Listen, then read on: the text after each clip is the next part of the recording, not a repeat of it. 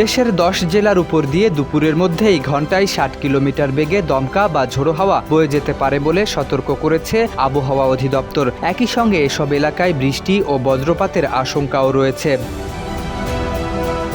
শুক্রবার দেশের অভ্যন্তরীণ নদীবন্দরগুলোর জন্য জারি করা বিশেষ আবহাওয়া সতর্কবার্তায় বলা হয়েছে, ময়মনসিংহ, টাঙ্গাইল, খুলনা, বরিশাল, পটুয়াখালী, কুমিল্লা, নোয়াখালী, চট্টগ্রাম, কক্সবাজার ও সিলেট জেলার উপর দিয়ে পূর্ব, দক্ষিণ পূর্ব দিক থেকে ঘন্টায় 45 থেকে 60 কিলোমিটার বেগে অস্থায়ীভাবে দমকা কিংবা ঝোড়ো হাওয়া বয়ে যেতে পারে। এর সঙ্গে বৃষ্টি ও বজ্রপাতের সম্ভাবনাও রয়েছে। বিরূপ আবহাওয়ার কারণে সংশ্লিষ্ট নদীবন্দরগুলোকে 1 নম্বর সতর্ক সংকেত দেখিয়ে যেতে বলা হয়েছে।